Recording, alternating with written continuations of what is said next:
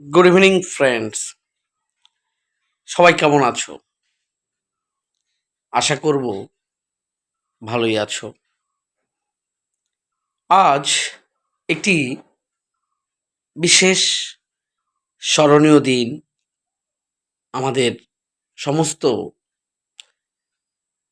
মানুষের জন্য। আজ 22শে শ্রাবণ, আমাদের বিশ্বকবি রবি ঠাকুরের ৮৩তম প্রয়াণ দিবস। আজ আমরা এতগুলো বছর পেরিয়েছি শুধু কবির সৃষ্টি এবং কবির যা শিল্প, যা সাহিত্য, যা বলুন, আমাদের কবি আমাদের উপহার দিয়ে চির নিদ্রার দেশে চলে গিয়েছেন। তার আজ ৮৩তম প্রয়াণ দিবস। সে উপলক্ষে আমি আজ একটি ইংরেজি কবিতা আপনাদের সামনে একটু অনুবাদ নয়, সরি, একটু রিসাইটেশন করব।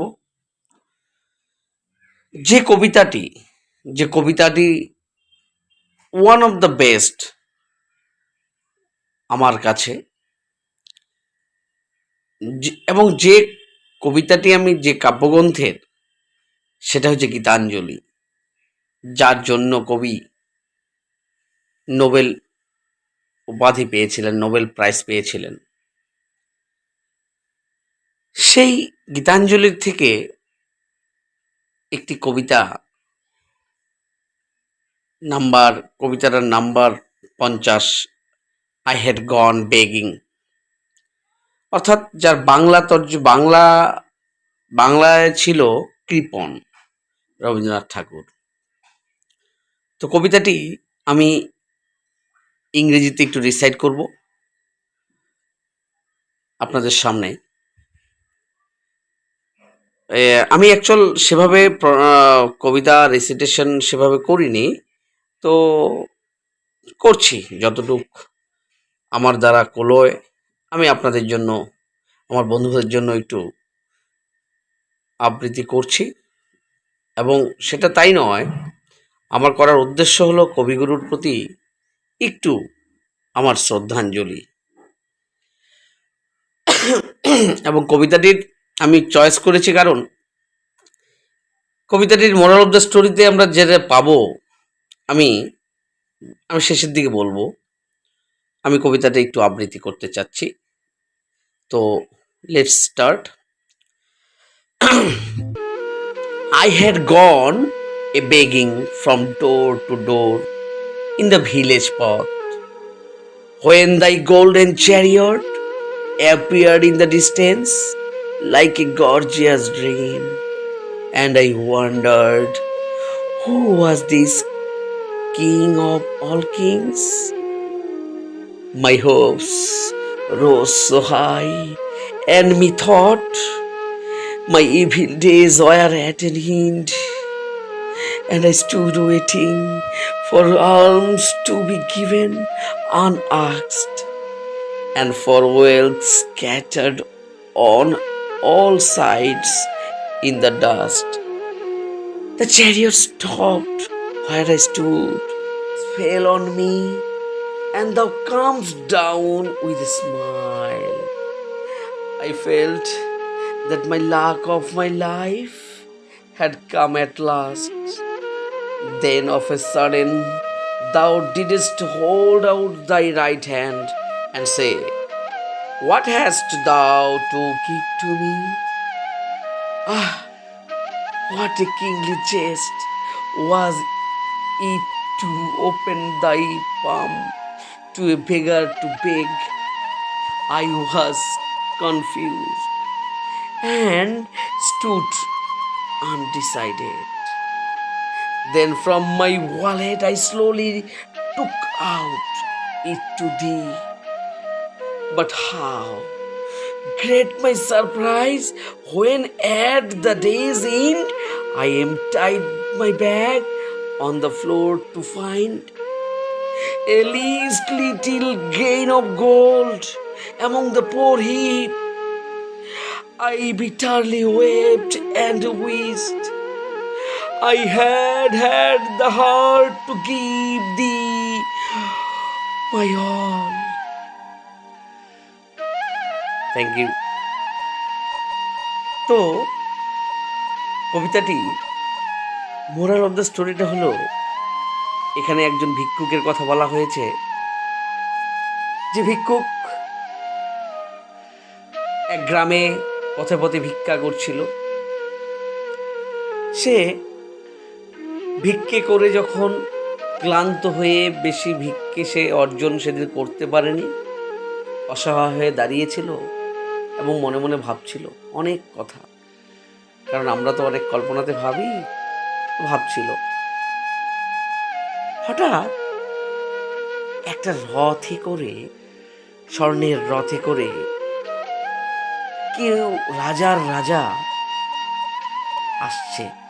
দেখে তার মনে তো আরো স্বপ্ন বিভোর, যে এবার আর মনে হয় আমার কষ্টের দিন আর থাকবে না। কষ্টের দিনের আজ হয়তোবা শেষ, কারণ হয়তোবা ভগবান আজকে আমার সামনে যাকে পাঠাচ্ছেন, আমি ওনার কাছে চাইতেও হবে না সেরকম ভিক্ষা উনি আজ আমার সামনে ছড়িয়ে দিয়ে চলে যাবে। ও মনে মনে অনেক আশা নিয়ে দাঁড়িয়েছিল, কিন্তু হঠাৎ রথটা এসে দাঁড়ালো ঠিকই।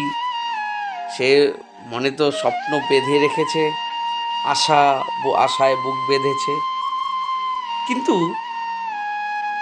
সব থেকে যেটা অবাক করা কাণ্ড, সে রাজার রাজা রথ থেকে হাসি মুখে নামলো এবং তার কাছে তার ডান হাত বাড়িয়ে দিয়ে বলছে, তোমার কাছে কি আছে দাও।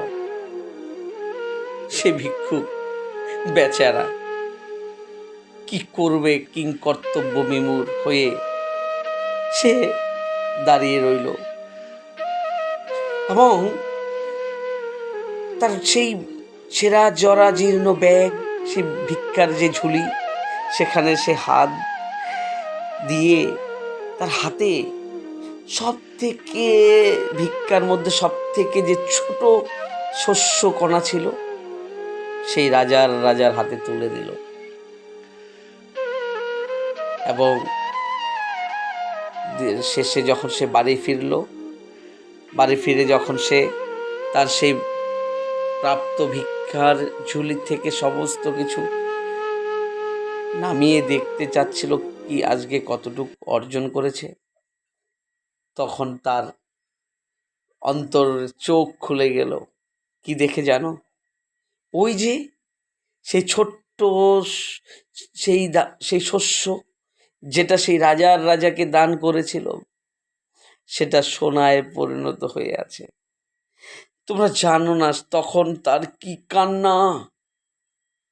কান্না সে করছে এবং বলছে, বুঝতে পেরেছে সে, ও মনে মনে বলছে, চিৎকার করে কাঁদছে, যদি আমার একটা মন থাকতো তাহলে আমি আমার সবটুকু উজাড় করে দিতে পারতাম, তাহলে হয়তোবা ভগবান আমার সেই দুঃখের দিন সত্যি ঘুচিয়ে দিত।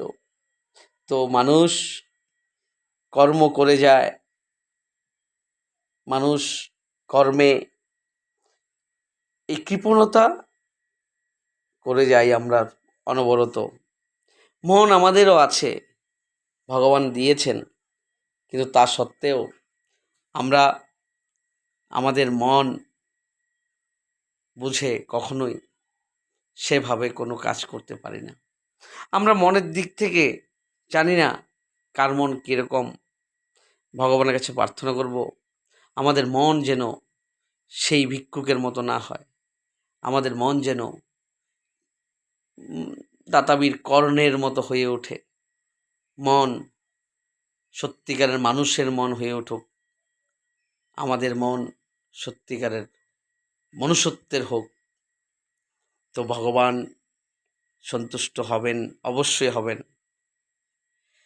তো বন্ধুরা, এই কৃপণ কবিতার যে English translate, poem number 50, once I begging door to door, কবিতাটি কেমন লেগেছে, তার বিষয়বস্তু বাংলাতে আমি একটু তর্জমা করলাম, তোমাদের ভালো লাগবে, তথ্যটা দিলাম। তো চলো সবাই মিলে আমরা কবিগুরুর কথা একবার হলেও, আমার এই কথাগুলোর মধ্য দিয়ে চলো আমরা সবাই কবিগুরুর কথা মনে করি, কবিগুরুর কোনো কবিতা, কবিগুরুর কোনো গান মনে মনে আমরা গুনগুন করি। কবিগুরুর কাছে আমরা সত্যি এই দেশবাসী তথা আগামী প্রজন্ম এ এ অনস্বীকার্য, তো আমাদের কবি আমাদের মনে থাকবে, এটা আমাদের চিরদিনের কবি, ওনার লেখা কি নেই সেখানে। তো বন্ধুরা, ভালো থাকবে, কবিগুরুর কোনো এক কবিতা, কোনো পাঠ, কোনো গান মনে মনে আওড়াও, কবিকে শ্রদ্ধাঞ্জলি জ্ঞাপন করো। টাটা।